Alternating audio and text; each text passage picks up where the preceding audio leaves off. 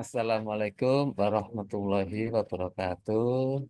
Waalaikumsalam warahmatullahi wabarakatuh. Selamat siang, salam sejahtera untuk teman-teman MSTC, peserta MSTC pada siang hari ini. Yang saya hormati Pak Muji Santosa, Seni Pengadaan. Yang saya hormati Bapak narasumber kita pada siang hari ini, Bapak Mandar Trisno Hadi Saputra, yang sudah beberapa kali jadi narasumber. Memang saya lihat untuk spesialisnya ini di perpajakan kayaknya ini.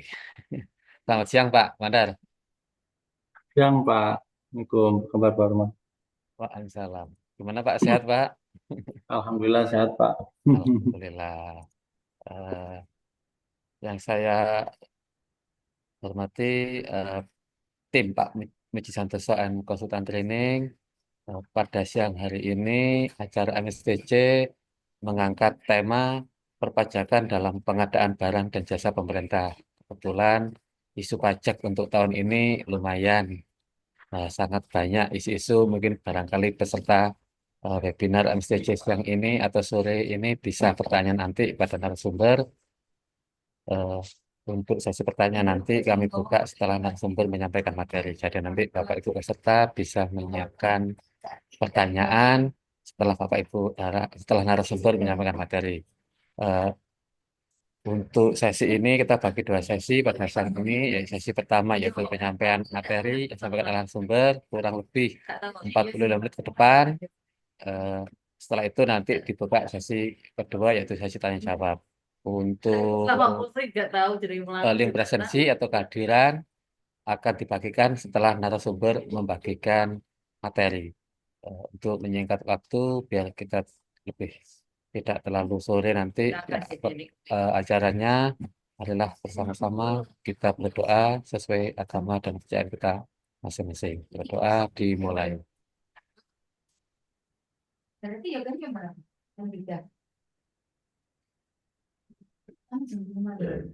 Selesai. Untuk selanjutnya acara biar lebih menghemat waktu, kami serahkan kepada Pak Mandar Trisno untuk memaparkan materinya. Pada Pak Mandar kami persilahkan. Oke, baik. Jadi saya mulai ya, saya share. Terima kasih Pak Rahmat. Bapak. Bismillahirrahmanirrahim. Assalamualaikum warahmatullahi wabarakatuh. Waalaikumsalam Selamat siang warahmatullahi wabarakatuh. menjelang sore, mungkin kalau barangkali ada yang di Wita atau di tengah gitu ya. Kita berjumpa lagi dengan saya Mandar Trisno Saputra, Widya Iswara di Kementerian Keuangan. Mungkin bagi Bapak Ibu yang belum kenal ya. Memang kalau di MSTC ini tema perpajakan yang biasa saya bawakan. Tapi sebenarnya spesialis saya bukan di situ. Tema kali ini perpajakan dalam pengadaan barang dan jasa pemerintah. Mungkin Bapak Ibu para pelaku pengelola keuangan para pelaku pengadaan perlu mengetahui dan memahami di pengadaan barang dan jasa itu di proses atau di tahapan mana kita bersinggungan dengan pajak. Nah, kita tahu nih Bapak Ibu, pajak itu kan adalah salah satu penopang ya, sumber pendapatan pemerintah kita dalam melakukan belanja. Apalagi kalau teman-teman di daerah itu kan menikmati penerimaan pajak ini dari bagi hasil untuk yang pajak pusat ya. Jadi kita ngomong ini hari ini pajak pusat bukan pajak daerah. Mungkin Bapak Ibu para pengelola pengadaan itu seperti berada di dua sisi gitu ya. Apakah karena mungkin saja waktu Bapak Ibu bertransaksi itu dengan penyedia-penyedia yang UMKM, ya, atau penyedia-penyedia yang PKP. Apa sih keistimewaannya? Ada beberapa keistimewaan gitu. Misalkan contoh ya, kalau UMKM itu kalau omsetnya kurang dari 500, sepanjang dia punya surat pernyataan gitu ya, itu nggak dipotong pajak. Nah, kadang kita tuh ragu. Ragunya gimana? Ragunya takut berhadapan sama inspektorat, takut berhadapan pada auditor. Padahal peraturan pemerintahnya ada, PPK-nya ada, PMK-nya ada. Tapi kadang di lapangan tuh masih nggak yakin gitu.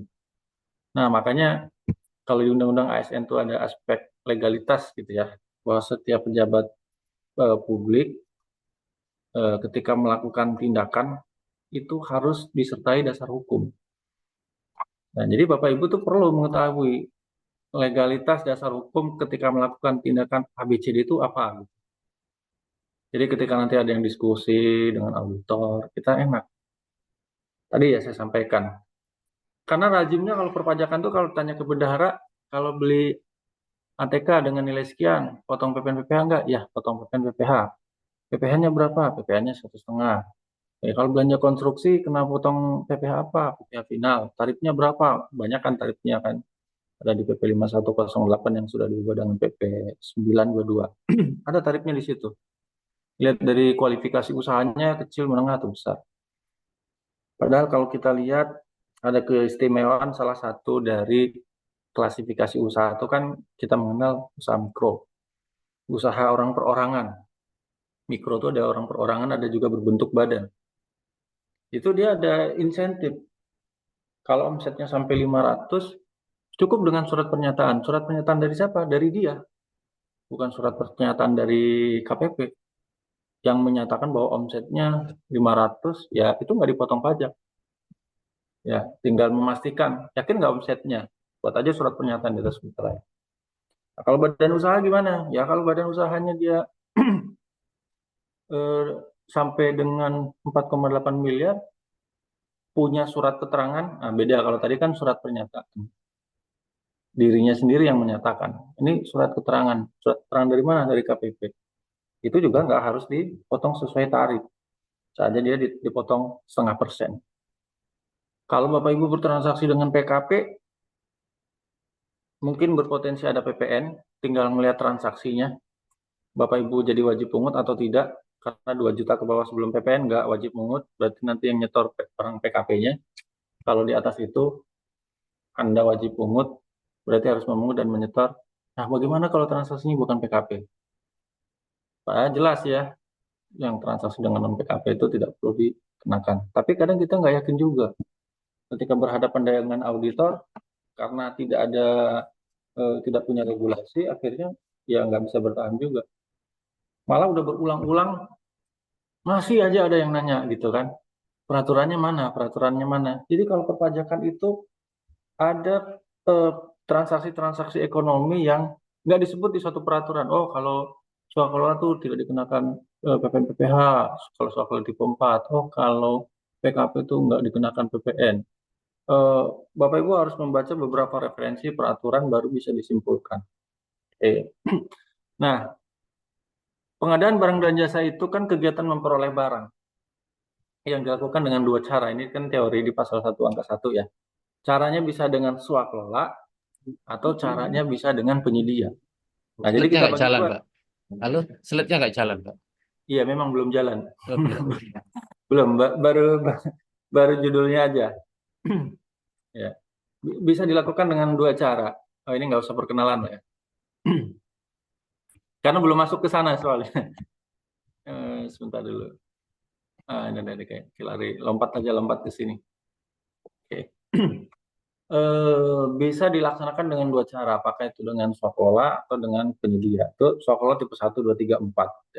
Nah, apakah pengenaan pajak itu dipengaruhi dengan cara pengadaan?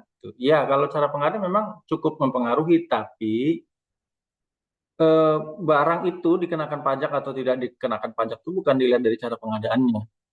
Ya, makanya jangan pernah tanya, kalau Pak, swaklola tipe 4 katanya nggak dikenakan pajak ya, bisa ada nggak Pak dasar hukumnya, PMK-nya? Nggak akan ada, karena pengenaan pajak itu dikenakan terhadap barang atau jasa, itu bukan dari cara pengadaannya. Ya, jadi kita kembali kalau misalkan swaklola tipe 4, ya yang mau dihasilkan oleh Pokmas itu apa? Barang atau jasa? Ya, gitu. Kalau misalkan pembayaran mau 1 kali, 2 kali, 3 kali itu cara pembayaran. Toh penyedia barang dan jasa juga kalau pekerja konstruksi dibayar 5 kali, di setiap terminnya kan tetap dikenakan pemotongan pajak PPN dan PPh-nya. Jadi dilihat dari apa produk yang dihasilkan, jasa apa yang dihasilkan. Oh, kalau dia termasuk barang kena pajak, jasa kena pajak, ya berpotensi dipotong PPN PPh, gitu ya. Oke. Secara sederhana prinsipnya itu. Semua barang dan jasa pada prinsipnya itu kena pajak, kecuali untuk hal-hal tertentu. Ya, mungkin kita nyebutnya itu negatif list. Dulu dengan ada undang-undang, kemudian ada undang-undang apa tuh harmonisasi yang undang-undang nomor 7/21, kemudian ada PP-nya, nanti kita bisa bagi mana barang yang tidak kena pajak, mana jasa yang tidak kena pajak. Nah, kita balik lagi ke tadi. Sebelum masuk ke situ, mungkin Bapak Ibu perlu mengetahui dulu ya definisi wajib pajak, objek pajak, subjek pajak. Oke, nanti sebentar dulu. Suara tidak terdengar. Dari Ibu Putri nih, suara tidak terdengar. Pak Rofan, Jelas, Pak. oh jelas. Oke, baik, lanjut ya. Nah, eh, pajak-pajak mana yang biasa bersinggungan dengan pengadaan barang dan jasa pemerintah? Ya, ini ya, mulai dari PPN dulu, PPNBM, PPh pasal 4 final, nanti apa aja sih transaksinya, PPh 21, 22, 23, 26. Kalau 26 nggak terlalu inilah ya, jadi kebanyakan di Satker, di OPD, di SKPD, ya, itu 21, 22, 23, final PPN. Nanti tinggal triknya itu gimana di lapangan. Triknya ya, misalkan contoh, saya punya kegiatan belanja pemeliharaan rutin. Pemeliharaan rutin itu kan kalau dilihat di Perlem 3 2021 bisa dilakukan dengan swakelola. Oke, ya kalau swakelola kalau menurut Perlem harus bentuk penyelenggara. Kalau tidak ada penyelenggara maka bukan bukan swakelola, itu bisa aja mirip-mirip dengan supply by owner. Maksudnya gimana supply by owner? Kalau ada pintu kamar mandi yang rusak, saya belikan bahan materialnya ke toko bangunan, kemudian saya nyuruh tukang dibayar honornya, boleh apa enggak? Boleh. Masuk mana tuh? Swakelola atau penyedia? Ya Anda bentuk penyelenggara swakelola enggak? Enggak. Ya udah penyedia tapi mirip kayak supply by owner gitu ya kalau di pekerjaan konstruksi. Nah, perbedaannya apa? Kalau misalkan itu diperintil tuh dibikin kayak tadi ya, bahan materialnya nanti satker yang beli ke toko bangunan. Berarti atas penyerahannya barang diserahkan. Berarti dua-dua gitu. Terus kalau dia upahnya berarti jasa. Jasa tuh ada dua potensinya. Ya kalau kita ngomongin jasa kan barang dan jasa gitu kan. Barang dan jasa. Jadi kalau kita ngomongin barang dan jasa, sebentar dulu ini slide-nya. Nah, kalau kita ngomongin barang dan jasa, ini barang nih. Ini kalau pembagiannya ya, kan jenis pengadaan tuh ada barang, konstruksi, jasa lainnya sama jasa konsultansi, gitu kan? Jasa konsultansi pun ada konsultansi konstruksi, ada jasa konsultan non konstruksi, istilahnya jakon lah. Nah, jakon itu larinya sini, semua jakon larinya ke sini. Sepanjang dia jasa usaha konstruksi mau perorangan kayak mau badan usaha larinya ke jakon. Nah, tinggal ngomongin segmen atau ngomongin kualifikasi. Pak, kalau pekerjaan konstruksi ada nggak sih perorangan? Ya nggak ada. Yang ngomong siapa? Yang ngomong PP konstruksi, PP 16, PP 16, PP 22 2020 yang udah diubah dengan 1421. Itu nggak ada, karena di situ bentuk usaha pekerjaan konstruksi itu badan usaha. Kalau konsultannya iya, bisa orang per orang, bisa berbentuk badan. Tiga sih sama dia berbentuk kemitraan. Nah, terus jakon kan jasa konstruksi larinya ke sana. Semua mau konsultan kayak mau pekerjaan konstruksi larinya ke situ. Tinggal barang sama jasa lainnya, kan gitu.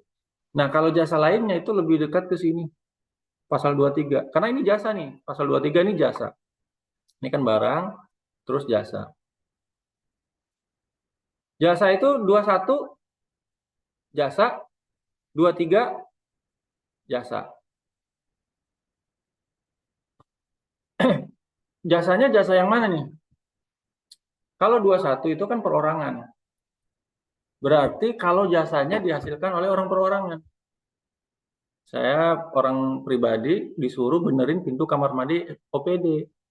Saya pribadi disuruh motong rumput halaman kantor SKPD. saya pribadi suruh benerin AC. Pribadi nih, usaha pribadi, orang per orang. Itu dia larinya ke jasa. Karena jasa itu kan bukan barang. Tapi kalau dilakukan oleh badan usaha, berbentuk CV, PT, dan lain sebagainya, itu larinya ke 23. Nah, jadi setidaknya untuk memudahkan Bapak Ibu tuh pembagiannya ini tadi kalau mau per jenis pengadaan yang barang ya insya Allah udah pasti ke barang lah, beli laptop, komputer, printer, AC, dan lain sebagainya. Nah, tinggal yang lainnya jasa-jasa itu kan ada Jakon, jasa konstruksi, ada JKK, ada PK, ada jasa konsultan murni, sama jasa lainnya. Jasa lainnya lebih dekat ke PPh pasal 23. Ya, walaupun jasa lainnya kan bisa orang per orang. Nah, tinggal kalau jasa yang orang per orang, mesti ke 21. Ini secara umum ya, tarifnya PPh 22 tuh 1,5. Secara umum nih. Ya, PPN ya sekarang 12%. Ya. Oke. Kemudian, nah, Bapak Ibu juga perlu memahami siapa sih subjek objek. Tadi kan definisinya sudah di atas, ya di slide sebelumnya. Kemudian siapa pemungut dan pemotong? Instansi pemerintah itu pemungut dan pemotong. Kalau dulu kan bendahara pengeluaran. Jadi sekarang ya nggak bendahara pengeluaran. Kenapa? Kan mekanisme pembayaran itu kan ada UP, ada LS. Kalau UP yang bayar bendahara, maka yang memungut bendahara. Tapi kalau LS, kalau di APBN itu bendahara itu tidak terlibat.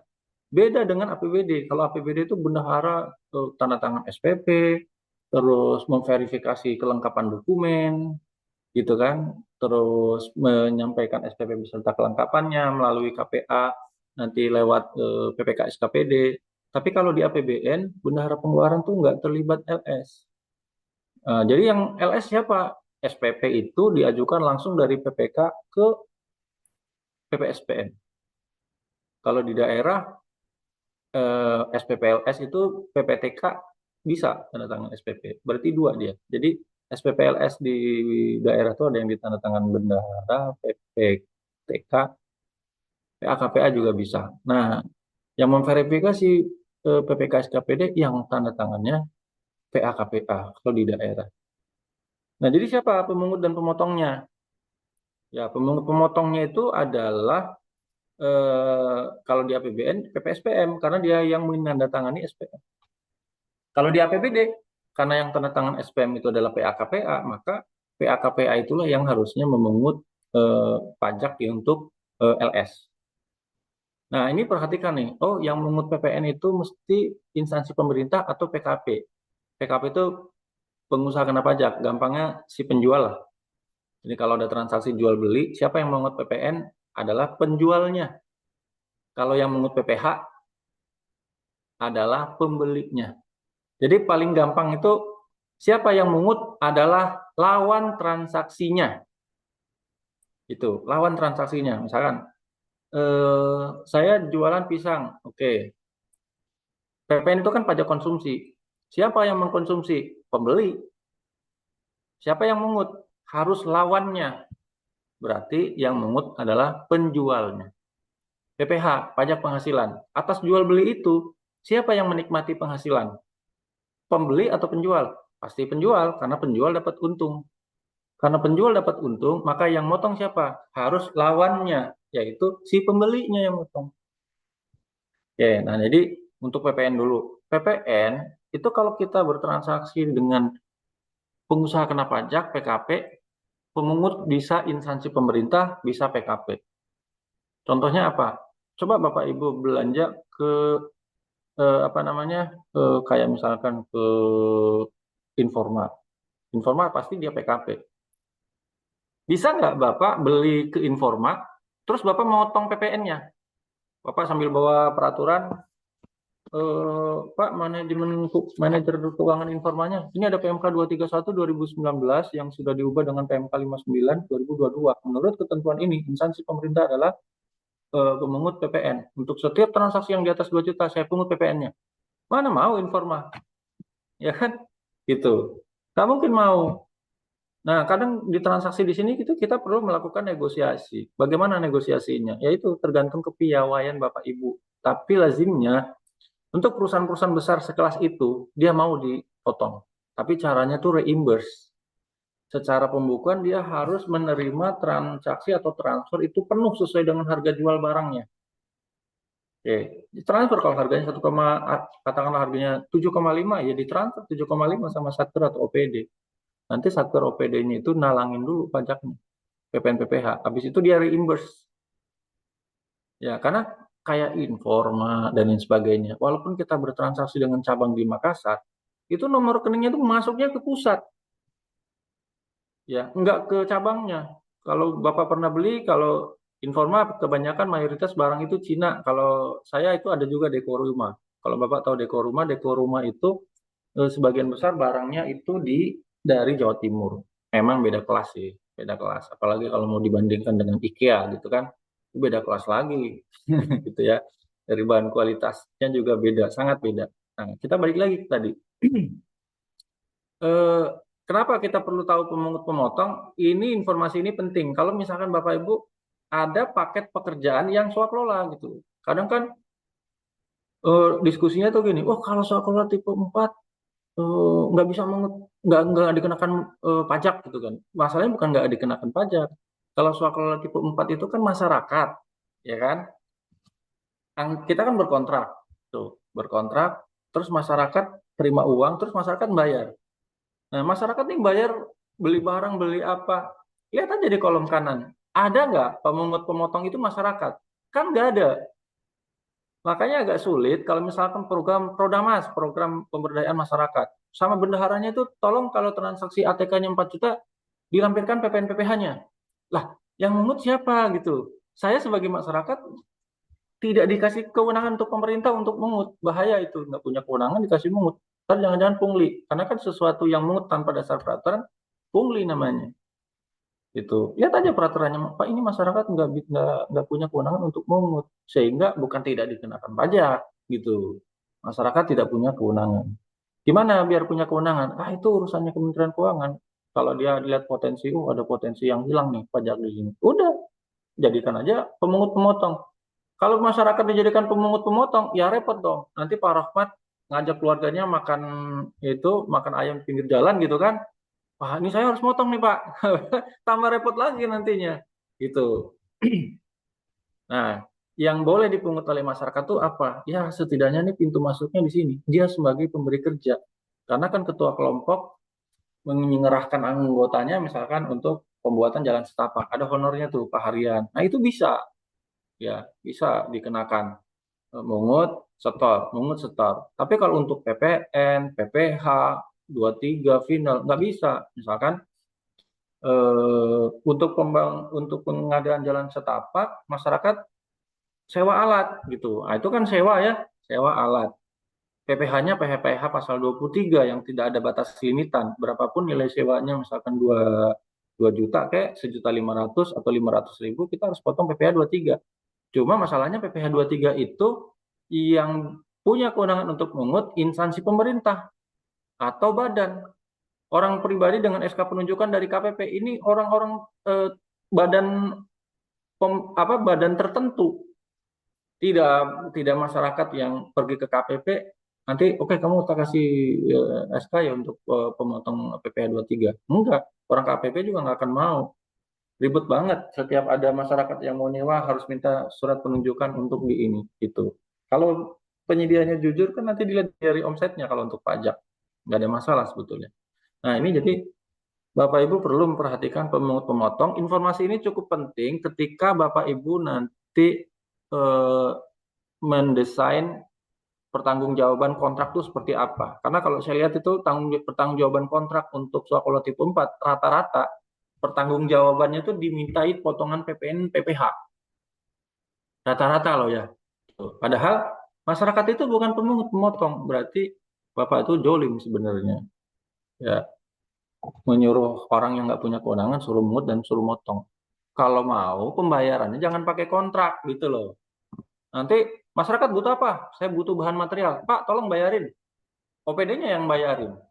Nah, berarti kan OPD-nya yang mungut. Masyarakat butuh apa untuk pembangunan jalan setapak? Oh, saya mau sewa alat. Ya udah, ngajukan tagihannya langsung si penyedianya itu. Nah, kan memang ada teori di Perlem 3 2021. Kontrak itu dalam hal bahan material masyarakatnya nggak sanggup, maka bisa dilakukan kontrak terpisah, kan gitu. Nah, jadi kalau OPD mau menggali potensi penerimaan pajak, ya kontraknya dipisah kalau kayak gitu.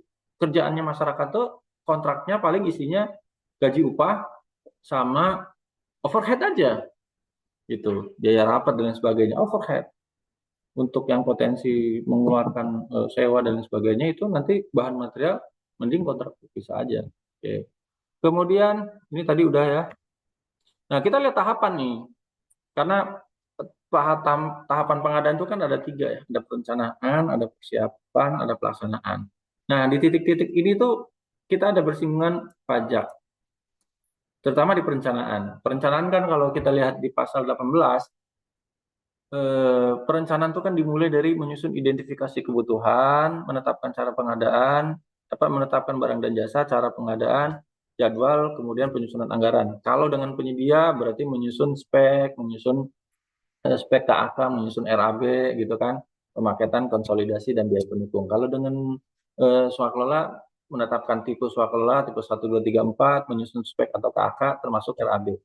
Nah, di tahapan mana singgungan dengan pajak di perencanaan? Ya, di tahapan penyusunan perkiraan biaya itu. Di perencanaan, perkiraan biaya itu pendekatannya itu banyak. Ada yang satu pakai standar harga, ya.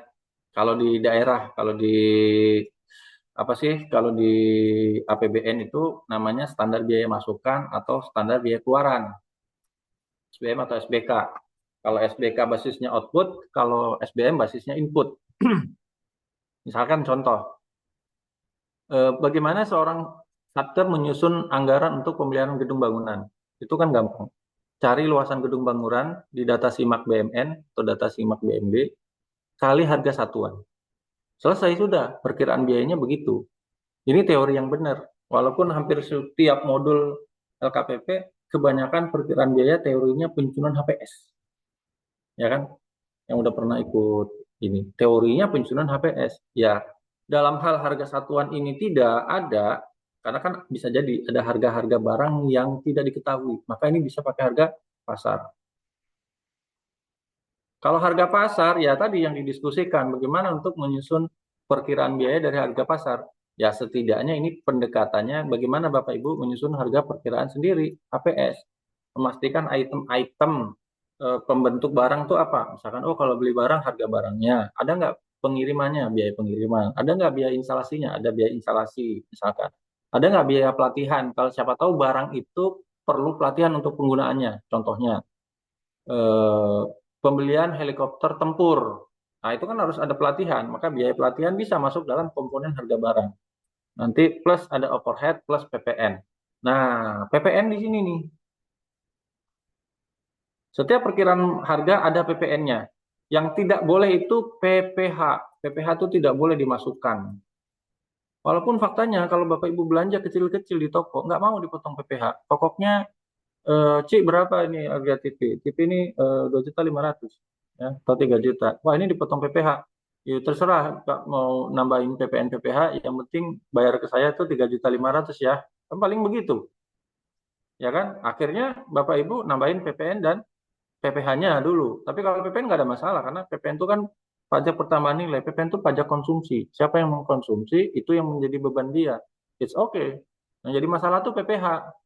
Kalau misalkan si kokonya itu 3.500.000, terus maunya bersih, udah ada untung di situ. Terus PPH-nya kita nambahin di harga kwitansi, padahal di teori penyusunan HPS di Permen LKPP nomor 12/21 itu tidak boleh menambahkan pajak sama biaya tak terduga, kan begitu bagi Bapak Ibu yang udah belajar Perlem 12. Tapi karena kita situasional akhirnya kita tambahin. Nanti lebih cerdik lagi si kokonya itu, nanti kalau ada bukti setornya kasihkan ke saya ya gitu kan. Wah itu udah kita udah kena ketipu 2 kali tuh. Kenapa? Karena nanti bukti potong itu jadi pengurang dia waktu ngelaporin SPT tahunan gitu. Kalau saya nggak mau saya. Kalau misalkan saya nyetor PPh-nya terus dia minta PPh lembar berapanya gitu kan, nggak saya kasih. Bodoh 2 kali kita gitu kan. Bilang aja nanti nggak ada kok gitu. Eh, tapi ada penyedia yang tadi kita bayar dulu baru reimburse. Oke, itu di perencanaan, di persiapan. Mana nih persiapan? Persiapan kan ada persiapan pengadaan sama persiapan pemilihan. Ya, ini dalam menentukan persyaratan, ya, KSWP, siapa pihak yang harus hadir pada saat pembuktian kualifikasi, kan bisa pegawai tetap tuh. Pembuktiannya adalah 1721 A1. Nah, ini kita bersinggungan di situ, perpajakan. Termasuk juga kalau swaklola tipe 3 memiliki status KSWP valid. Khusus ya, swaklola tipe 3 Ormas Pokmas yang bagusnya ini bentuknya badan atau yayasan. Nah, yang keempat di pelaksanaan, kaitannya dengan PPN PPH. Sebenarnya 3 persinggungannya. Ingat, namanya pajak itu nggak cuma pajak PPH 1, 2, 2, 2, 3, 4 final sama PPN. Sebenarnya ada biaya meterai. Tapi biaya meterai kan saya pikir Bapak Ibu udah tahu lah ya. Gampangnya surat pernyataan kena meterai. Kontrak kena meterai. Kwitansi di atas 10 kena meterai. Berita acara kena nggak? Nah, kalau saya sih berita acara pemeriksaan, berita acara serah terima. Kalau itu adalah kita artikan sebagai surat pernyataan, maka itu terutang meterai di PMK yang baru. Kalau dulu surat pernyataan itu nggak terutang meterai. Ya, kita masuk ini lewat aja ya, kalau yang ini sih untuk pembuktian. Ini juga oke lah, kita lewat aja. Nah, ini kita masuk ke sini nih, PPN. Ya, PPN. Apalagi sekarang dengan PMK 131 2024 kan cukup menarik nih PPN. Ketika Undang-Undang HPP bilang per 1 Januari 2025 PPN naik 12%. Di mana-mana itu masyarakat bergejolak, gitu kan. Saya juga selaku PPK ada kebimbangan pada saat mengeksekusi. Pertama gini, pasti anggaran 2025 di semua satker APBN dan OPD itu basisnya PPN-nya 11%. Saya udah ngecek itu. Saya bandingkan PMK 49 dengan PMK 39. PMK 49 itu standar biaya masukan untuk tahun 2024. Saya udah ngecek PMK 39, standar masukan untuk 2025. Karena PMK itu disusunnya kan setahun sebelumnya. Tuh, saya udah bandingkan, ternyata harga satuannya itu sama aja. 2024 dengan 2025. Alat kendaraan bermotor segitu juga. Berarti pemerintah ini ketika mau menaikkan PPN 12%, ternyata itu tidak diantisipasi di penganggarannya. Tuh, saya melihatnya begitu. Coba nanti Bapak Ibu buktikan sendiri deh. Satuan harga yang ditetapkan oleh kepala daerah untuk 2024, 2025, ada kenaikan nggak di 2025? Harusnya kan ketika antisipasi 12% ada kenaikan. Ternyata tidak. Sehingga strateginya gimana? Anggarannya tetap, tapi PPN-nya naik. Ya, mau nggak mau, kita harus melakukan efisiensi. Ya, sebelum ada instruksi nomor 1 sama SE 37 dari Bu Menteri Keuangan, efisiensi. Mungkin yang badannya gemuk itu, wah, ditarik ikat pinggangnya, set gitu ya. Nah, kita masuk ke PPN. Jadi pada prinsipnya, semua penganggaran itu sudah mengantisipasi PPN. Ya, mau besarannya berapa kita nggak nyinggung besarannya. Sudah mengantisipasi PPN, pajak pertambahan nilai. Karena di luaran sana itu bisa jadi kita bersinggungan dengan penyedia PKP. Kan sebenarnya penyedia itu ada yang penyedia pengusaha kena pajak, ada penyedia pengusaha bukan pengusaha kena pajak. Ada dua kan pilihannya, nggak ada lain tuh. Jadi kalau Bapak Ibu mengalokasikan anggaran tidak memperhitungkan PPN, ketika barang itu penjualnya PKP, anggaran Bapak Ibu kurang pasti. Ya, makanya ketika mengalokasikan pemerintah ini kalau di Kementerian Keuangan, teman-teman anggaran itu harga satuan itu sudah memperhitungkan PPN. Gitu. Jadi kalau sudah memperhitungkan PPN, mau Bapak bertransaksi dengan PKP tidak ada masalah. Ketika kita bertransaksi dengan non PKP, alhamdulillah. Alhamdulillahnya kenapa? Optimal. Optimalnya di mana sih Pak? Optimalnya begini. Ini misalkan si A nih. Ini si B.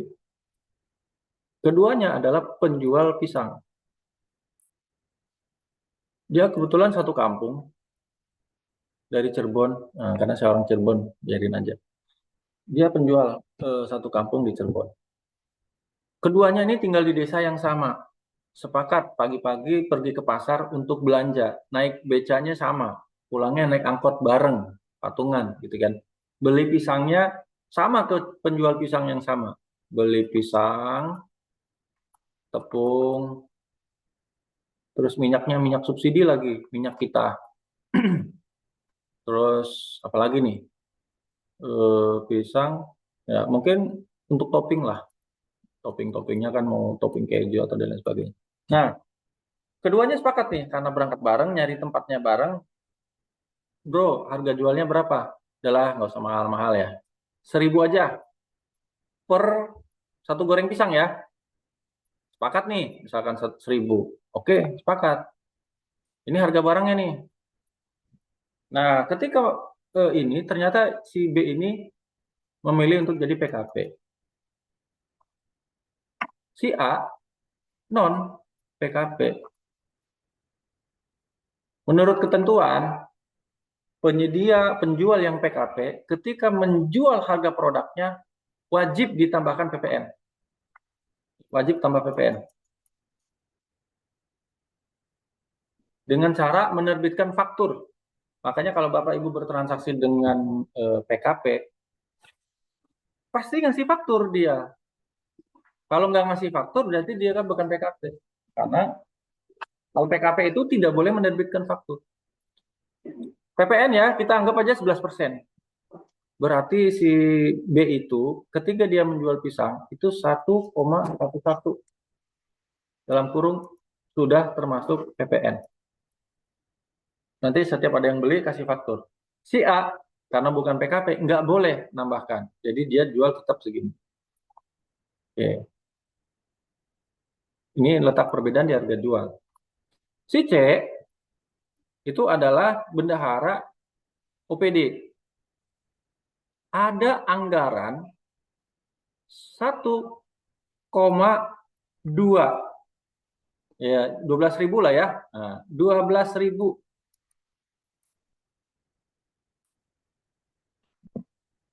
untuk pembelian konsumsi rapat. Konsumsi rapat gitu. Nah, dihitung-hitung ternyata jumlah peserta yang rapat itu yang hadir adalah 12 orang peserta rapat. Nah, saya tanya nih, Pak Rahman, si C ini bendahara dia punya duit 12.000 untuk konsumsi rapat 12 orang. Sepakat nih, beli pisang. Beli pisangnya kemana Pak Rahmat? Ke A atau ke B? Oh, saya mampir langsung. Ke A. Ke A. Kalau ke A dapat berapa biji? 12.000 tadi 1.000. 12. Ya, 12 bagi 1.000. 12 biji kan? 12 gorengan. Tapi kalau belinya ke B, 10. Dapatnya 10. Nah, ya, dapatnya 10. 10 biji. Pesertanya 10 nggak dapat biji 2, goreng. Pak. Hah? Pesertanya ada yang nggak dapat nanti. Pesertanya ada yang nggak dapat. Nah, tapi masalahnya bukan itu. Selain pesertanya ada yang nggak dapat, karena duitnya kan nggak cukup untuk bayar PPN. Jadi itu bedanya Bapak Ibu bertransaksi dengan PKP atau bukan PKP itu adalah bagaimana cara Bapak Ibu itu memaksimalkan anggaran. Itu mengoptimalkan dana yang ada tadi kayak tadi kalau dengan 12.000 itu peserta rapat 12 orang dapat satu sewang ya satu pisang gitu. Tapi kalau yang ke B dapatnya 10 biji, nanti ada yang potongan gitu loh. Gitu. Atau ditambah anggarannya. Nah, kenapa teori kalau transaksi dengan A tidak dikenakan PPN? Bukan berarti kalau non PKP itu bebas PPN, bukan. Kalau bebas PPN itu harus ada PP-nya. Karena harga jualnya dia emang nggak ada PPN-nya. Apanya yang mau dipungut PPN-nya? Orang di situ 1.000 nggak ada PPN-nya. Tapi kalau si B itu ada PPN-nya. Jadi sekali lagi, ini kemarin ada pertanyaan ya, Pak, ini kita ada kontrak. Oke, waktu nyusun HPS sudah termasuk PPN. Terus berkontrak, dia nawar. Nawarnya itu harganya dia persis sama dengan harga PS. Oke, terus si penyedianya mengaku saya non PKP. Kalau non PKP tidak dikenakan PPN. Saya tanya dulu, kontraknya sudah termasuk PPN apa tidak? Sudah termasuk. Kalau sudah termasuk ya dipotong dong. Karena non PKP-nya berarti nggak benar. Harusnya dia nggak boleh nambahkan PPN. Kenapa dia nambahkan PPN waktu penawarannya? Kan nggak boleh. Potong atau kontraknya diadendum, PPN-nya dihilangkan. Nah, si A sama si B, apa bedanya? Sama, si A terimanya 1.000. Si B, si B itu terimanya tetap juga 1.000 juga, karena yang 0,11-nya kan disetor ke kas negara. Dan si A sama si B ini, dua pemuda yang bersahabat, sama-sama pulang bawa duit 1.000 per potong gorengan yang dijual. Itu, jangan salah. Tapi kalau dia non PKP, terus kontraknya ada PPN, Bapak Ibu tidak potong, tidak pungut, ya kelebihan bayar. Pajak itu hak negara, bukan hak penyedia. Jadi pastikan kalau bertransaksi dengan non PKP, kontraknya ada PPN apa enggak? Gitu. Karena kalau misalkan kontraknya ada PPN, mahal dong Pak. Beli sama Bapak dengan beli non PKP, misalkan contoh ini ya, ini kan kalau 1,1 beli 10 aja, berarti kan 11.000,1 ya, gitu. Terus si A ini jualnya nggak 1.000 dia, sembunyi-sembunyi dia jualnya karena ngelihat si B 1.100, dia samain harganya 1,1. Ya, dia non PKP nih. Bapak Ibu rugi dan orang bodoh. Kenapa bodoh? Kalau beli sama A, dia jualnya 1,1, ini 1.000. Si A itu ternyata dia lebih mahal dibandingkan si B. Kenapa lebih mahal? Karena tidak ada PPN-nya. Daripada begitu, lebih baik Ibu beli ke B, ada 0,11 yang disetor ke kas negara, dapat bagi hasil daerah. Gitu. Bagi hasilnya masuk ke pendapatan untuk membiayai belanja. Mungkin bayar tukinnya Bapak Ibu, dan lain sebagainya. Oke, hati-hati Pak. Nanti saya nyusul ya. 1 jam lagi. Saya ketemu di bandara. Oke, jadi PPN itu pajak konsumsi. Siapa yang mengkonsumsi? Pembeli. Ini kan kesalahpahaman kita itu, setiap pembayaran penyedianya dipotong PPN, dikenakan PPN. Nah, anggapan kita ini selama ini yang dikenakan pajak itu si penjualnya. Padahal pajak itu dikenakan kepada pembeli. Kalau nggak percaya, pergi aja ke pasar, ke Indomaret, beli sikat gigi. Di bawah truknya harga sudah termasuk PPN. Dibebankan kepada siapa? Ya kan? Kepada pembeli. Nah, ini kita ngomongin PPN. Jadi PPN itu pada prinsipnya semua barang itu kena pajak. Porsi yang paling hijau BKP, barang kena pajak, JKP, jasa kena pajak, itu lebih besar daripada yang merah. Nah, yang barang kena pajak itu ada yang mendapat fasilitas, ada yang tidak mendapat fasilitas. Yang mendapat fasilitas ada yang ditanggung pemerintah, ada yang tidak dipungut, ada yang dibebaskan. Ini bisa lihat di Undang-Undang 7 2021 mulai dari pasal 4A termasuk pasal 16. Jadi dijelaskan mana yang tidak kena pajak, mana yang kena pajak, mana yang dapat fasilitas dibebaskan atau dipungut. Anda lihat situ, baca di situ ya.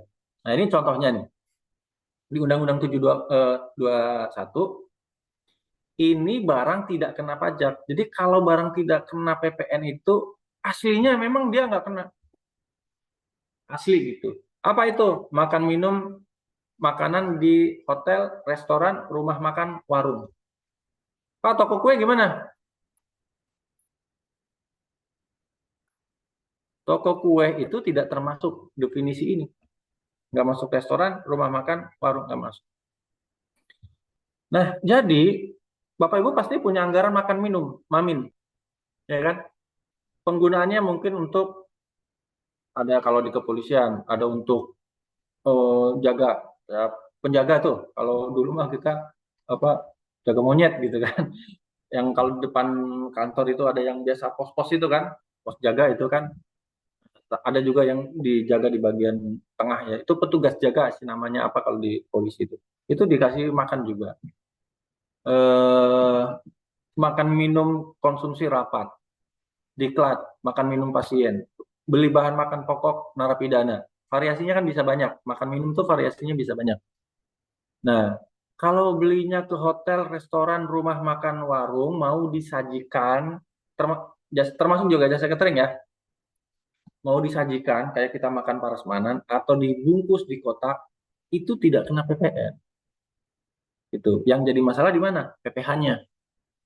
Tapi jangan ke toko kue, karena toko kue itu tidak termasuk kategori barang yang tidak dikenakan PPN. Jadi kalau di toko kue itu bisa jadi potensi kena PPN. Tuh, makanya hemat kalau mau konsumsi rapat nih, beli kuenya di mana? Jangan ke toko kue. Nanti anggarannya kesedot untuk PPN. Gitu. Beli aja nih ke restoran, rumah makan, warung. Kan rumah makan sama warung kan banyak juga yang jualan kue. Ya kan? Gitu. Warung-warung kue itu banyak juga. Jangan ke toko kue kayak Jeko, Falan Bakri, itu ya. Itu toko kue. Potensi PPN. Coba aja lihat struknya. Oke. Kemudian ini jasa yang tidak dikenakan PPN. Nah, plus nih ada dibebaskan. Ya. Nah, barang-barang kebutuhan pokok yang sangat dibutuhkan oleh rakyat. Dulu barang kebutuhan pokok itu termasuk barang tidak kena pajak. Sekarang tidak. Tetap barangnya kena pajak, tapi dibebaskan. Jadi dia, nah masuknya di sini. Dulu tuh barang barang pokok tuh larinya ke sini nih dulu nih. Nah, sekarang tuh tidak. Kelompoknya kelompok kena, tapi larinya dibebaskan. Tuh, jadi bedanya di situ. Jadi kalau prinsipnya kena nggak? Kena PPN, tapi dibebaskan. Berarti nggak kena dong? Ya kena. Kan sama dengan sekarang. Sekarang berapa? 12%. Berarti kena 12%? Enggak. Kali 11 per 12.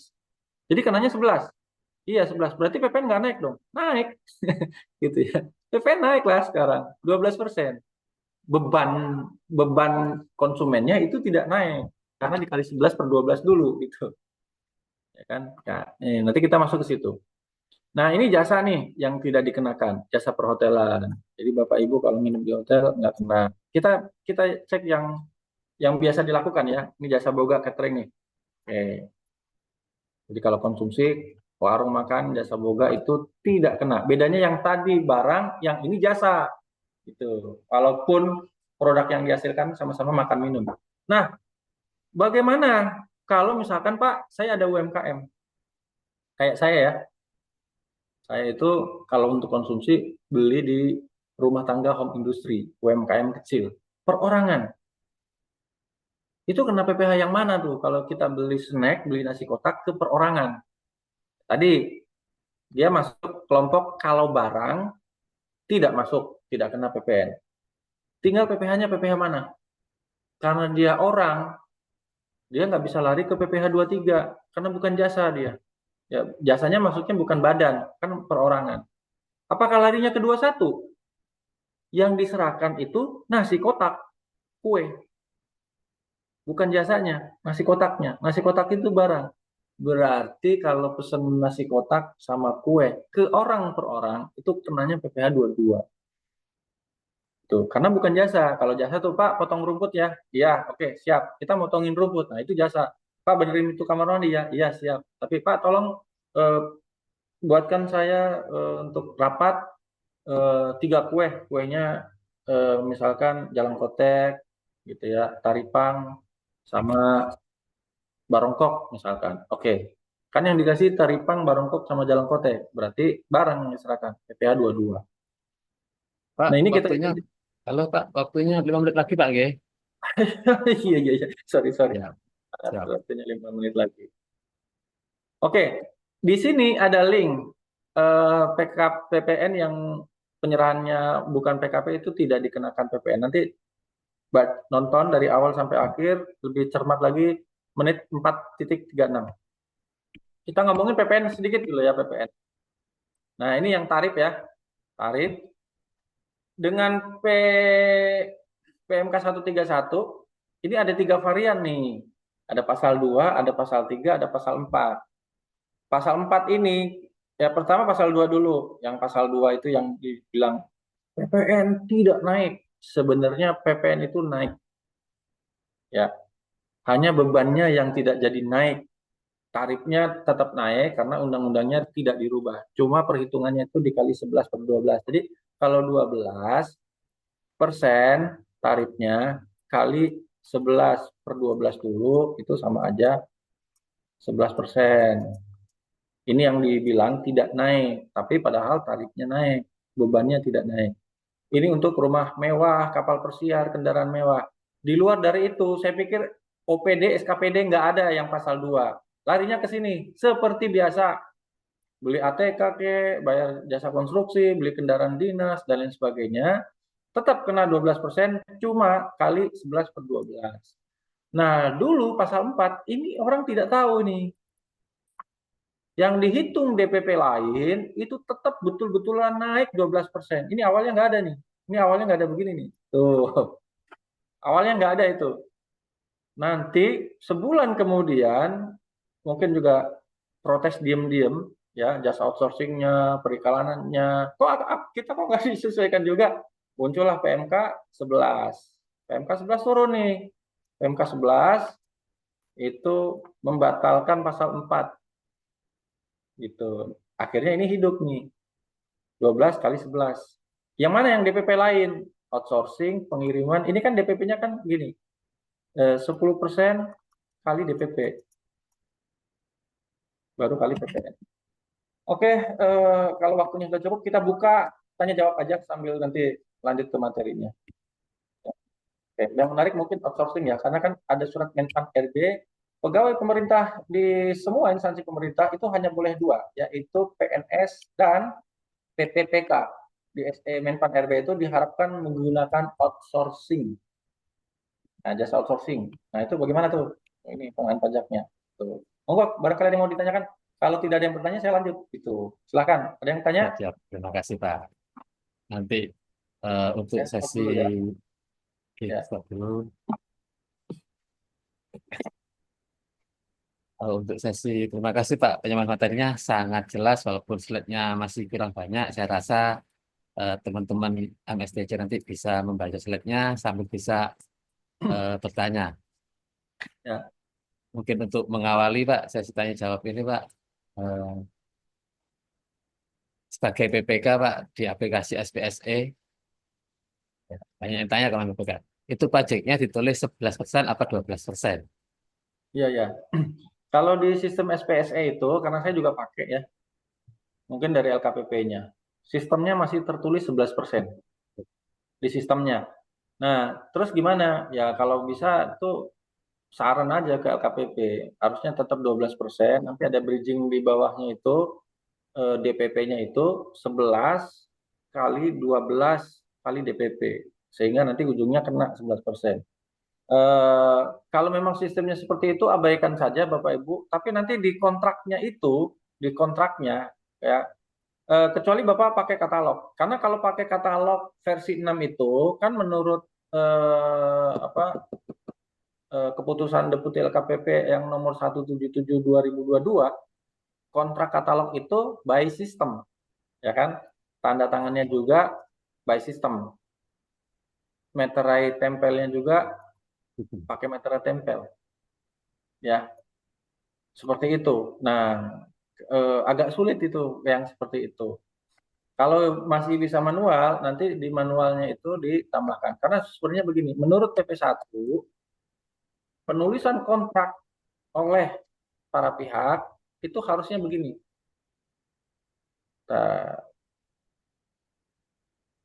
Nah, ini.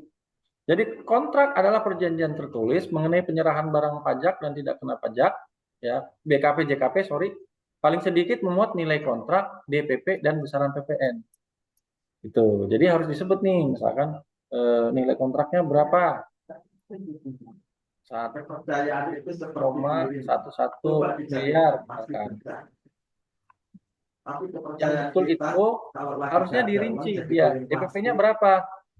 Nah, DPP-nya itu kan sekarang 11/12, nah, dikali yang 1,1 miliar itu 1,1 M,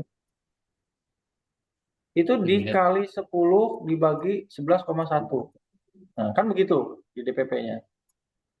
Nah, nanti PPN-nya itu tetap 12% dari DPP. Gitu. Tapi ketemunya nanti tetap 11%. Harusnya kontraknya begini. Nah, jadi dijelaskan aja Pak di manual. Gitu Pak Rahmat. Jadi kadang-kadang, mohon maaf Pak, kami kalau di kertas kerja yang pembentukan di Excel, itu kan Hmm, memang ada harga satuan. Terus red, ya. total harga satuan menjadi DPP. Nah, Hmm, punya yang di Excel yang di kertas kerja kami, kami ya, tulis PPN sama dengan 12%, kurung buka betul. dengan perhitungan 11/12 dikali 12% dikalikan DPP. Iya, di proses tendernya, di inputannya ya seperti itu 11. lebih bagus. Iya, Ya, cuma di karena kan sistem belum bisa. di sistem nggak bisa, betul. Tinggal masukkan Iya. aja ke LKPP. Itu ya. Ya. Oke. Nah, ini ada pertanyaan yang di chat nih, Pak Mahidin. Untuk pekerjaan konstruksi di HPS PPK mencantumkan pajak 11 atau 12. Itu tadi. Kan tadi udah dijawab juga sama Pak Suman. Peraturannya adalah 12% menurut Undang-Undang 7 Ya, 21. Jadi undang-undangnya tetap selalu bilang 12%. 12%. Betul. Hanya ada pengalih dari DPP-nya berdasarkan PMK 131 kali 11 bagi 12. Walaupun ujungnya akan sama dengan sistem, ya hasilnya itu loh akan sama, tapi caranya yang berbeda, ya kan? Sama kemarin Pak, ini di kabupaten kami kan kemarin ada namanya yang tender dini. Tender dini, Kebetulan, bukan pernikahan, bukan pernikahan dini ya, tender dini ya. bukan. Nah, kebetulan di HPS awal kita mengacu di Undang-Undang 7 itu kan untuk tahun baru 25 adalah pajaknya 12%. Ya. Sehingga BPK mengasumsikan perhitungannya adalah 12/100 karena PMK ini belum turun. Oh iya, Jadi betul. 12/100 dikalikan DPP. Nah, Hmm. ternyata di Desember setelah Hmm. diangkat disahkan di akhir Desember itu kan muncul Pak aturannya Pak. Iya, Nah, nilai kontrak lah ini kemarin kami rapat akhir bagaimana Pak? Ya saran kami tetap tanda tangan kontrak dalam hitungan itu nanti kita adendum. Adendum ya. hanya nilai total kontraknya aja. DPP-nya kan tetap tidak berubah. Yang Hmm. berubah kan hanya nilai perhitungan pajaknya yang dari dua belas Ya, persen sama dengan 11/12 kali 12 itu Pak. ya, ya. Itu juga yang saya alami karena saya juga PPK juga kan. Saya 3 paket saya tanda tangan di Desember. Itu saya nunggu-nunggu. Ya, saya paketnya kebetulan nggak tender katalog. Itu sampai menjelang siang, itu saya masih menunggu karena kan di berita-berita itu kan masyarakat demo di mana-mana mahasiswa itu Betul, kan betul. eh, jauh-jauh sebelumnya ketika demo itu belum marak itu kan saya udah juga ya mudah-mudahan pemerintah menunda gitu kan. Karena saya udah ngecek ini di alokasi anggaran tuh nggak PPN-nya basisnya nggak 12% gitu kan. Waduh ini berat nih kan. Sampai menjelang siang itu karena belum ada pengumuman, akhirnya saya putuskan PPN-nya 12%, sama dengan Pak Romat. Udah dan nanti kita adendum aja. Ternyata begitu sore maghrib kan, pemerintah mengumumkan tidak jadi naik, DPP-nya dirubah. Itu paket saya di katalog saya batalin. Saya batalin, saya ubah lagi. Waduh bolak-balik tuh. Nah gitu ya. Ya, Tapi karena boleh juga dengan 12% nanti tinggal diadendum.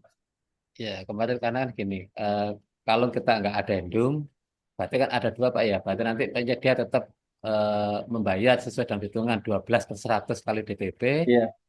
Karena kalau nanti kita ibaratnya kurang bayar di Iya. pihak penyediaannya, nanti yang kena kan PPK nanti pemungutnya itu Dan nanti. sebenarnya Bapak Ibu kalau masuk di Januari 2025 kalau belanja ke toko-toko itu penyedia tuh udah siap basisnya 12%, ya kan? Iya, iya. Ya.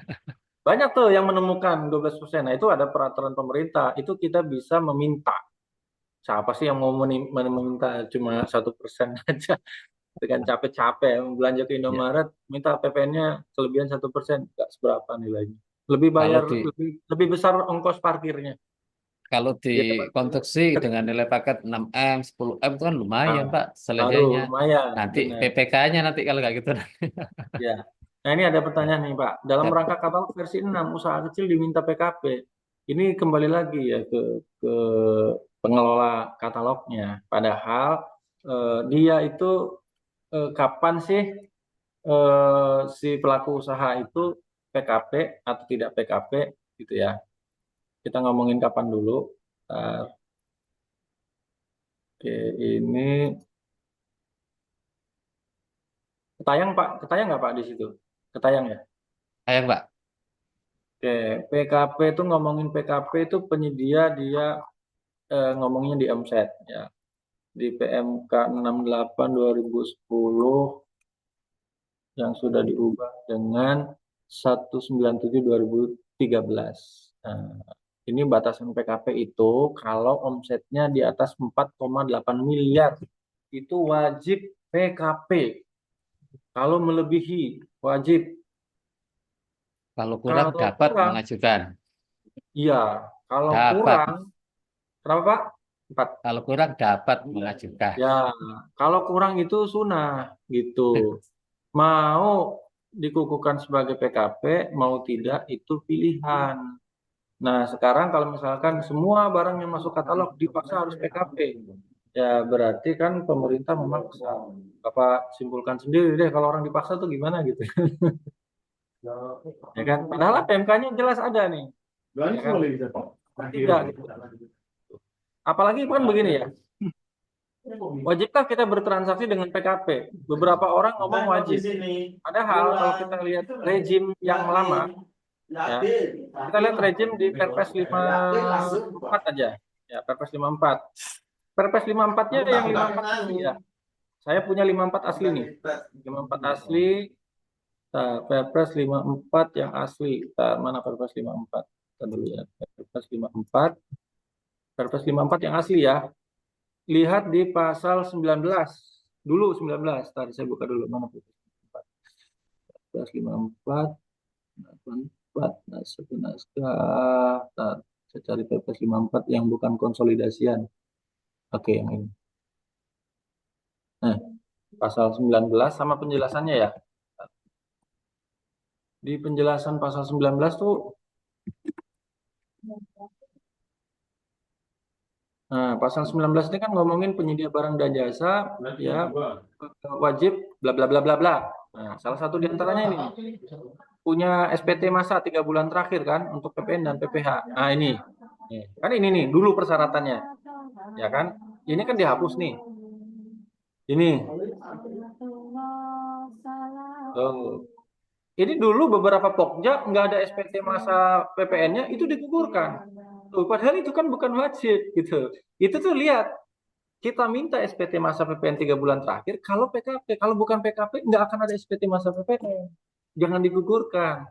Itu artinya dulu 54 2010 tidak ada dibilang wajib bertransaksi dengan PKP, nggak ada. Cuma di SPSE itu kadang pengelola SPSE-nya tuh minta NPWP sama PKP gitu, ya kan? Ya harusnya jangan diterjemahkan, nggak diterjemahkan itu. Kalau saya sih begitu. Oke. Yap, ini ada yang resen, Pak. Oh, resen, silakan. Cak Mustafa ini. Monggo Cak Ah, Mus. kamu jawab Suhu ini sendiri aja juga. lah. Oke, katalog masuk. Iya, Pak Camus. Apa kabar nih? Lama nggak ketemu nih. Baju angel-angel ya. Salah Halo tuh Cak ada Mus. dua Monggo Cak Mus. Pak Sudiana. Sama Silakan. nggih. Cak Mus dulu monggo. Ya. Mulai. Silakan. Pak Nggak bisa Cak Mus nggak unmute. bisa unmute. Oh, sebentar. Aduh. Ayo, admin. Tadi tidak dengar suara saya. Sudah jelas ya? Oke. Waduh, salam hormat, Komandan. Jumpa lagi nih walaupun online. Ya. Mau izin nggak buka kamera saya karena sedang baik, di tempatan ini. Mas Pak Mandar, mau izin tadi kan salah satu yang dikecualikan adalah jasa tenaga kerja kan ya, yang dikecualikan dari PPN kan ya. Nah, pertanyaannya kalau pengadaan cleaning service itu kan menyangkut semuanya, ya pengadaan tenaga kerjanya, juga pengadaan bahannya, juga peralatannya dan lain-lain. Nah itu apa termasuk yang dikecualikan dari PPN ya? Terus Pengadaan apa, Camus? Cleaning service. pengadaan cleaning service contohnya. Oh. Pengadaan cleaning service itu kan semuanya ya Pak Mandar ya. Dengar suara saya? Mau pengadaan tenaga kerjanya, bahannya, alatnya, dan lain-lain kan ya semuanya all in. Nah, terus Oke. yang kedua kayak jasa keamanan juga kan ya. Jasa keamanan juga ada tenaga kerjanya, ada alatnya, peralatan-peralatan untuk keamanan juga, Oke. pakaiannya kan gitu ya.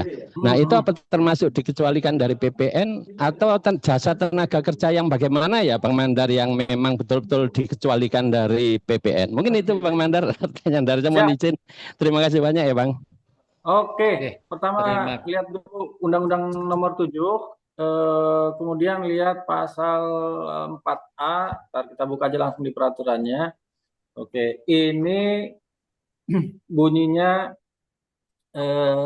tidak terutang ya, tidak terpungut PPN. Ini jasa tenaga kerja ini ya, ada di sini. Nah, saya tandain. Ini ya.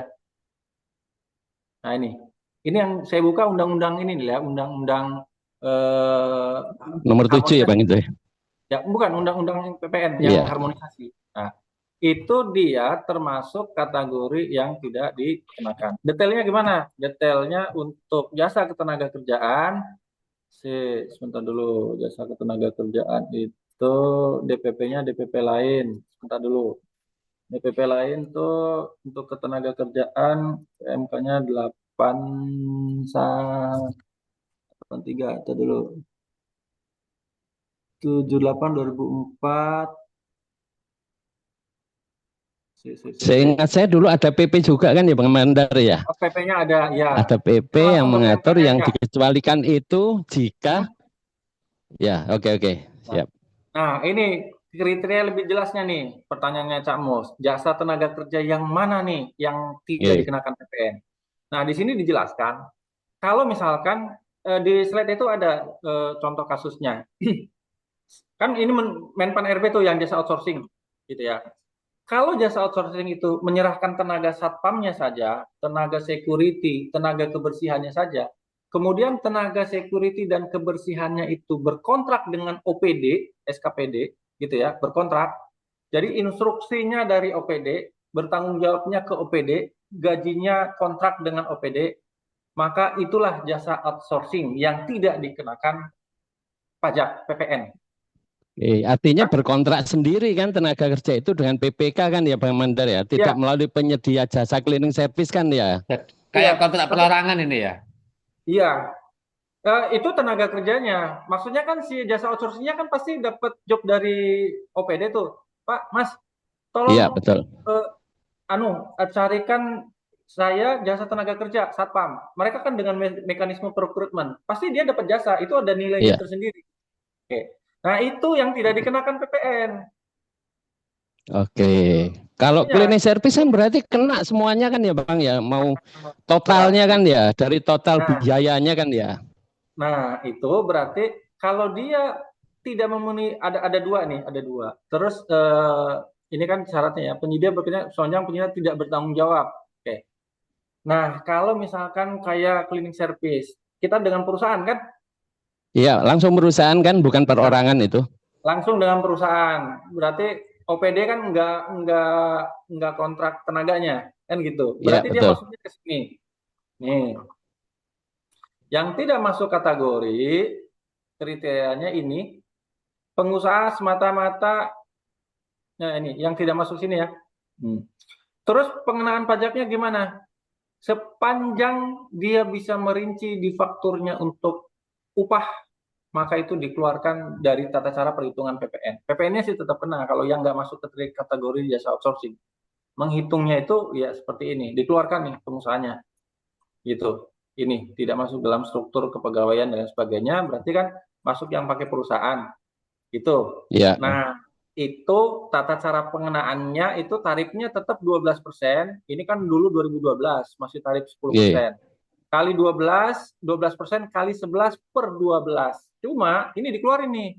Dasar pengenaan pajak itu nilai penggantian. Berarti penggantian tuh invoice yang ditagihkan berapa? Meliputi seluruh tagihan kecuali dia dirinci dalam hal tagihan, dirinci faktur terhadap ini upah, maka dia dihitung nilai lain. Nih, yang dikeluarin apa? Yang dikeluarin gaji tenaga kerjanya sama upahnya. Itu dikeluarin. Untuk menghitung DPP-PPN-nya. Berarti untuk hitung DPP hanya bahan sama peralatan, untuk upah Iya, betul. dikeluarkan. Ya, ini yang di PMK 131 tuh yang pasal 4 tuh ya ini DPP lain. Gitu. Jadi Oke, di oke. luar Ini PMK itu, berapa yang ini Bang Mandar? ini 83. Ya. ini PMK-nya. PMK 83. ini, PMK 83 2012. Ya. Oke, oke. Kalau untuk catering beda lagi. Jadi DPP lain yang di pasal 4 itu PMK-nya kalau mau dicatat ini banyak nih, saya udah ngumpulin nih. Ini ada PMK yang terbaru nih PMK 11 2025. Ada PMK apa 71 2022 untuk pengiriman jasa pengiriman kalau Bapak Ibu OPD ngirim surat, ngirim barang. Itu DPP-nya tuh 10% kali itu harga tagihan. Misalnya sekretariat kabupaten bekerja sama berapa PPN-nya? Itu DPP-nya, DPP lain awalnya itu 10% kali nilai tagihan. Tarifnya naik di 12%, berarti 12 kali 10% kali tagihan. Nah, dengan adanya PMK 11 itu ada tambahan pengalinya 11 per 12. Jadi untuk ongkos pengiriman tuh kena PPN-nya 12% tarifnya kali 11 per 12 kali 10% kali nilai tagihan. Itu.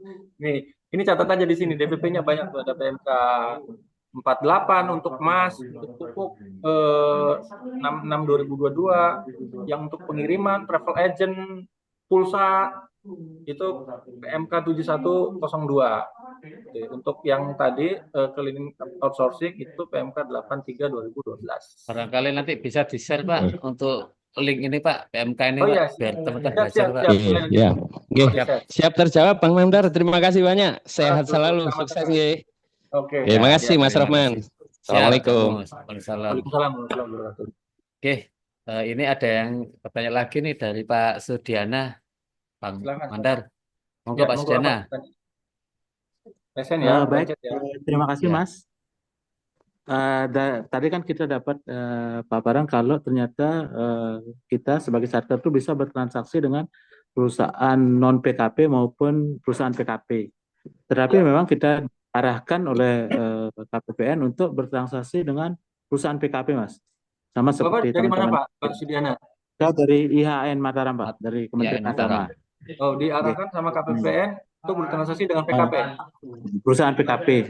Masalahnya Bahasanya gimana? kalau tidak salah bahasanya mengutamakan Pak ya, mengutamakan yang Masalah PKP. konteks atau apa? Kemudian ini kalau kita bertransaksi dengan perusahaan PKP, kadangkala itu transaksinya di bawah 2 juta dibuatkan juga ini Pak, faktur pajak itu untuk perhitungan Kalau non PPN-nya. Perusahaan PKP. PKP. Oke.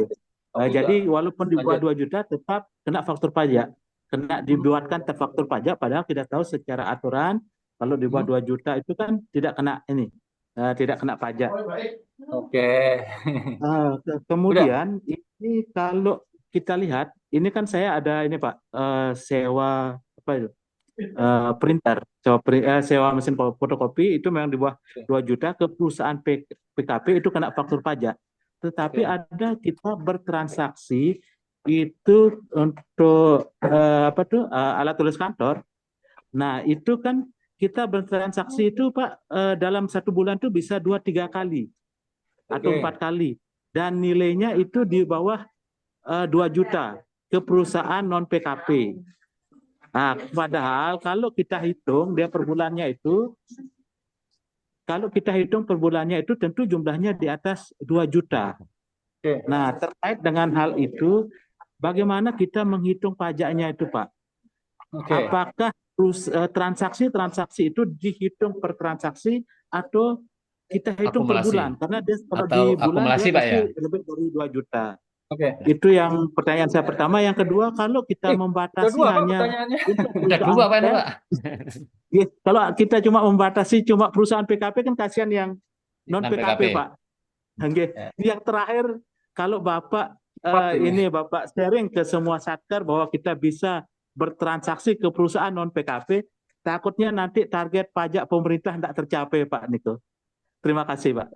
Ya, jadi tadi kan saya sudah sampaikan masalah PKP non PKP. Kan Bapak itu berdiri di 2 kaki. Saya sebagai pegawai Kementerian Keuangan, iya dong harus menggali potensi pajak. Tapi saya itu sebagai PPK harus mengoptimalkan anggaran yang Bapak punya. Sama kayak tadi contohnya, Bapak punya duit 12.000 yang mau rapat itu 12 orang, mau nyari harga pisang yang 1.000 atau yang 1,1. Kalau misalkan Bapak mau jadi pahlawan bangsa dan orang yang suka berbagi teman-temannya itu ngambilnya yang PKP. Kenapa pahlawan bangsa? 0,11-nya kali 10 biji pisang itu akan disetor ke kas negara. Kenapa berbagi? Karena akan ada 2 orang yang berbagi 1 potong pisang makan bareng kan gitu tadi. Ya kan? Ya, itu pilihan. Bapak mau menjadi orang pahlawan bangsa dan orang yang suka berbagi, monggo. Transaksi dengan PKP. Kan ini tidak dilarang dengan PKP dan non PKP. Tadi kalau dari KPPN himbauan. Saya biasa kok transaksi dengan PKP, alasan saya cuma satu. Gimana dengan duit terbatas saya bisa dapat 12 gorengan pisang dibanding dengan PPK lain yang mencari PKP tapi dia dapat 10. Bapak bukan pahlawan bangsa. Masa bodoh amat kan saya gitu kan. Itu. Ya, itu menjawab yang nomor tadi. Sekarang terus yang menjawab nomor batasan nih. Bedakan tidak dikenakan dengan dikenakan. Kan itu menurut undang-undang. Kalau barangnya kena pajak, ya kena pajak. Oke. Jadi kalau misalkan kan kalau tadi kue nggak kena barang, bukan barang kena pajak ya. Oke, sekarang kita ngomongin yang barang kena pajak aja. Misalkan kita beli ATK. ATK itu barang kena pajak. Bedanya apa? Wajib pungut atau tidak dipungut. Gitu loh Pak. Itu batasannya 2 juta. Kalau 2 juta ke bawah sebelum PPN, instansi pemerintah itu nggak wajib pungut. Nanti yang nyetor siapa? Yang nyetor si penyedianya. Gitu. Tapi kalau di atas itu harus dipungut. Jadi tidak dipungut itu bukan berarti tidak dikenakan pajak. Konteksnya beda. Tidak dikenakan pajak dengan tidak dipungut. Berarti kalau tidak dipungut itu artinya bisa jadi ada orang lain yang mungut, bukan saya. Itu Pak. Oke. Nah, jadi itu tetap barang itu tetap terhutang PPN sepanjang penjualnya PKP. Hanya bedanya karena nanti dia yang mungut, dia nyetor, kode fakturnya yang beda. Kode fakturnya yang berbeda. Ada kode faktur itu ada yang 01. Nah ini nih. Nah ini kode faktur. Kalau pembelian di bawah 2 juta, kode fakturnya 01 karena nanti yang nyetor si penjualnya. Tuh, kalau di atas 2 juta ini si penjual menyebutkan kode fakturnya 02 karena instansi pemerintah nanti yang nyetor. Gitu. Bukan tidak kena, tapi tidak pungut atau dipungut. Gitu ya Pak, mudah-mudahan menjawab. Nah, sekarang balik lagi ke tadi. Saya beli ATK-nya sebulan itu bisa sekali. Ya, itu gimana ngitung pajaknya? Bapak Ibu kan kalau di pasal 19 sama pasal 20 Perpres 16 2018, itu kan ada teori konsolidasi sama pemaketan, benar nggak? Dilarang memecah paket untuk menghindari tender gitu ya. Dilarang menggunakan pengadaan langsung untuk menghindari tender. Ini juga sama. 2 juta itu paling banyak untuk yang tidak dipecah-pecah dari suatu transaksi yang nilai seharusnya itu lebih dari 2 juta gitu loh. Ini makanya ini kembali lagi. Pertama, tidak dipecah-pecah. Ukurannya norma waktunya berapa bulan? Sebulan, 2 bulan, 3 bulan? Nggak ada. Oke, nggak ada nih. Jadi bebas. Nah, banyak tuh triknya. Kalau saya PPK, triknya transaksinya beda bulan gitu. Jangan di bulan yang sama. Karena kalau di bulan sama saya jadi auditor, saya akan kumulatifkan. Apalagi penyediaannya sama nih. Kalau nyambung dengan teori pemaketan dan konsolidasi, mestinya Bapak berpikirnya begini, kayak saya ya berpikir.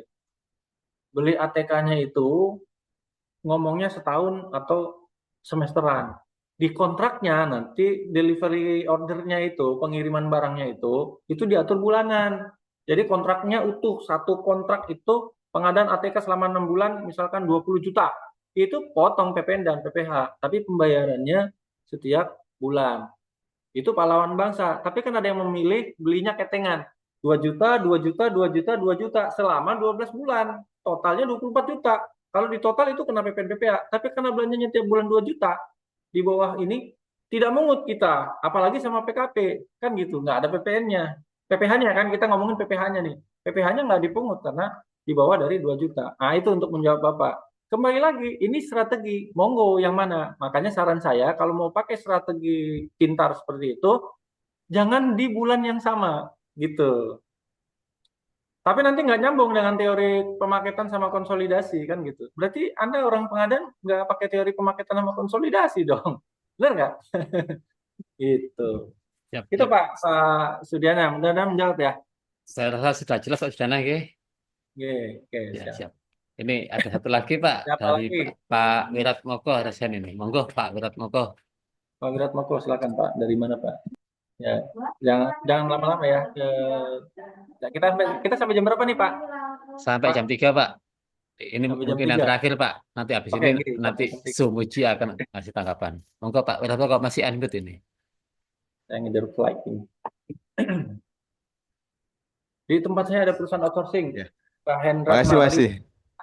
Ya, makasih izin Pak Mandar, narasumber, Pak Muci. Ini dari Batam.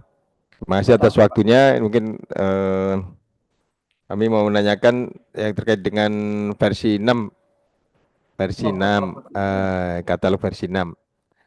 Ini kalau di pembayar bukti potong untuk PPh 22 itu kan 0,5% katanya sesuai dengan PMK 58. Nah, padahal sebelumnya itu pakai yang 1,5. Oke. Ini memang apakah ada perlakuan khusus ketika kita pakai versi 6 ini atau gimana? Nanti khawatirnya kalau di memeriksa ada harus kurang setor atau gimana itu, Pak? Mungkin mohon informasinya ini. Oke. Barangkali ada pertanyaan lain? Mungkin itu dulu, Pak. Makasih. Oke. Baik, jadi PMK dasarnya itu Bapak menggunakan PMK 231 2019 yang sudah diubah dengan PMK 59 2022. Ya, norma umumnya seperti itu. Tapi ada PMK 58202 itu kalau Bapak Ibu menggunakan SIPP, kok ini yang keluar. SIPP itu Sistem Informasi Pengadaan Pemerintah. Gitu. Ini yang mana nih? Kalau katalog sebelum versi 6 itu bukan. Katalog versi 6-nya LKPP yang versi 5 itu bukan SIPP. Ya. Nah, sekarang katalog versi 6 saya nggak begitu ini. Walaupun saya pakai katalog versi 6. Yang saya tahu itu LKPP bekerja sama dengan Telkom menyiapkan katalog versi 6. Nanti Telkom itu dibayar LKPP itu dari PMBP. Nah, pintu masuknya adalah apakah katalog versi 6 itu adalah SIPP yang dimaksud di PMK 58? Bisa jadi iya. Karena dia memfasilitasi pengadaan barang dan jasa melalui penyelenggaraan ini. Di 58 itu ada istilah pihak lain, marketplace atau retail daring. Nanti inilah yang mungut.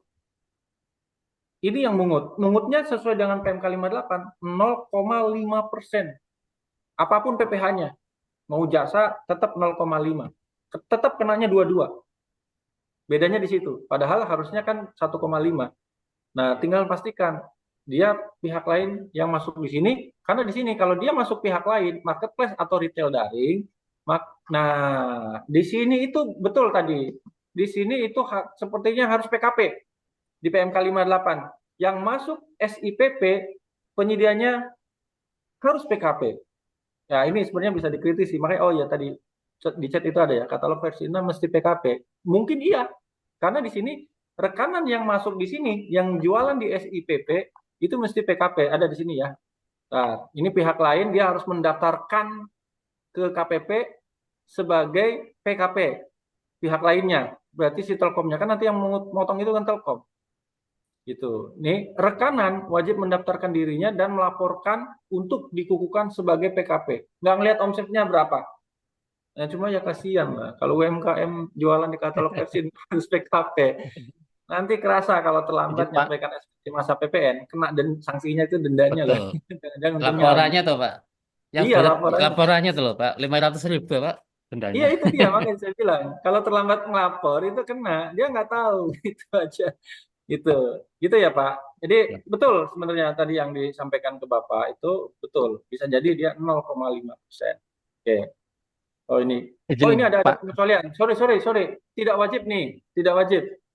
Kewajiban pendaftaran wajib mendaftarkan diri tempat melaporkan usaha. Nah, ini sebagai dikukuhkan ke PKP. Ini tidak berlaku ya. Sebentar dulu. Kewajiban termohon dikukuhkan sebagai juga berlaku bagi rekanan yang mengukir oh ya, dikecualikan dari kewajiban ayat 1 adalah rekanan yang merupakan perusahaan melakukan pencarian yang tidak dikenai PPN itu orang produksi. Oh iya. Oke, ini Gojek maksudnya, ini Gojek yang nomor B itu Gojek ekspedisi. Oke, iya, emang berarti kalau membaca di sini dia mesti PKP. Itu Pak, 0,5% betul menurut PMK 58. Yang tinggal dipastikan aja, betul nggak dia itu tanya ke LKPP, benarkah katalog versi 6 itu sudah SIPP menurut versi 58? Karena yang versi 5 belum. Versi 5 Oh, belum. baik. Kalau menurut PIC-nya kemarin udah disampaikan memang termasuk SIPP, ya. Iya, oke. Memang berbeda dengan versi 5. Versi 5 belum apa namanya mengakomodir Iya. ini Ya udah, 58 berarti ini. 0,5. Nah, kan di katalog Oh. versi 6 tuh memungkinkan pembayaran dengan LS dan UP. Kalau bayarnya pakai UP dengan KKP, itu nggak perlu dipotong PPN PPh di satkernya. Tapi Ya, ini pun juga ya. dengan 0,5 satker itu bebas merdeka, nggak usah motong lagi. Iya, kan itu yang bikin pusing kita Pak, pemotongan pajak. Izin Mbak, mau ada yang mau ditanyakan sebentar konfirmasi Pak. Iya, silakan. Izin terakhir Pak G, karena waktunya mepet Pak. Pak, Iya, izin silakan. Pak, satu pertanyaan kami Pak. Boleh, Pak, Bagaimana silakan. mekanisme untuk melakukan pembayaran melalui LS? Mekanisme pembayaran melalui LS, tapi pajaknya PPh pasal 22. Apakah 0,5% atau masih 1,5% Pak? Izin Pak. Bapak ini dari dinas apa dari ini ya, dari APBN? Sama Pak, dari Pemko juga Pak. Oh, dari APBD, Pemko. Pak. Karena kalau di APBD. APBN itu, kalau di APBN itu ada Perdirjen 17 2024. Pembayarannya harus LS non kontraktual. Kalau LS non kontraktual artinya adalah pembayaran itu yang mungut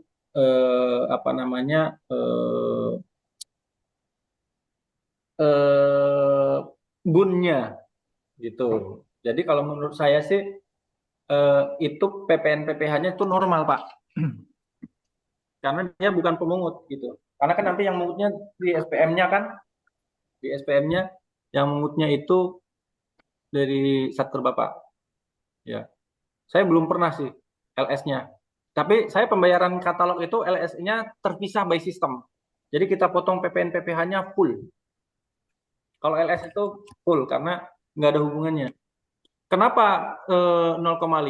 Karena kan pembayarannya itu Bapak tidak transfer ke si penyedianya. Kalau lewat pembayaran katalog versi 6, makanya dipotong 0,5. Kan pembayarannya itu lewat ke Telkom dulu, nanti Telkom yang bagi. Setahu saya begitu. Nah, itu bisa 0,5. Tapi kalau LS langsung nanti ke BUN atau ke BUT, yang motongnya siapa yang motong? Di SPM-nya yang motong adalah satkernya. Jadi kemarin yang saya lakukan pembayaran katalog versi 6 untuk pengadaan catering, LS-nya tuh kita karena LS-nya bermasalah ya, akhirnya kita pindah jalur ke pembayaran offline. Itu saya potong PPN PPh-nya full. Nggak 0,5. Karena kan siapa yang motong gitu. Kalau pihak lain yang motong, dia 0,5. Kalau Bapak yang motong, kembali lagi normal umum. Kalau 1,5, 1,5. Itu Pak. Yap, saya rasa cukup Pak untuk Ya. acara pada sore hari ini. Oke. Mungkin sebelum Pak Mandar Trisno di Saputra closing statement, barangkali Pak Muji bisa menyampaikan saran atau masukan Pak. Monggo Pak Muji, kami persilahkan. Terima kasih Pak Rohman, Pak Mandar. Saya tidak menggarisbawahi apa yang disampaikan. Mungkin teman-teman nanti bisa memberi masukan karena ini masih belum tuntas pembahasannya. Minta dibahas apa nanti? Ya, saya menambung itu aja nanti. Gitu aja ya. Jadi saya menunggu mungkin ada saran dari teman-teman untuk menindaklanjuti kegiatan di hari ini. Terima kasih. Wassalam. Oke, untuk mengakhiri acara ini sebelum kami tutup, barangkali Pak Mandar bisa ngasihkan closing statement pada acara sore hari ini. Pada Pak Mandar kami persilahkan. Kalau saya mungkin informasi yang kita pelajari hari ini bisa Bapak Ibu gunakan selaku pengelola keuangan atau pengelola pengadaan, tinggal yang 2 pilihan tadi gitu. Mengoptimalkan penggunaan atau berkontribusi terhadap meningkatkan pendapatan penerimaan negara dari sektor pajak. Itu aja. Yang penting ketika kita bertugas, Bapak Ibu mesti memiliki dasar hukum, peraturan terkait dengan pemotongan pajak PPN dan PPh ini. Itu aja, Pak. Yap, terima kasih Pak Mandar. Waktunya Bapak Ibu sekalian, mudah-mudahan diskusi atau seminar pada siang atau sore hari ini tentang pajak pengadaan barang jasa bisa bermanfaat untuk Bapak Ibu semua. Saya selaku moderator, mohon maaf apabila ada kekurangan atau jika ada pertanyaan yang belum terjawab, kami selaku moderator minta maaf karena keterbatasan waktu. Selamat berjumpa lagi di acara webinar berikutnya. Saya akhiri wabillahi taufiq wal hidayah. Wassalamualaikum warahmatullahi wabarakatuh. Untuk selanjutnya Waalaikumsalam. kami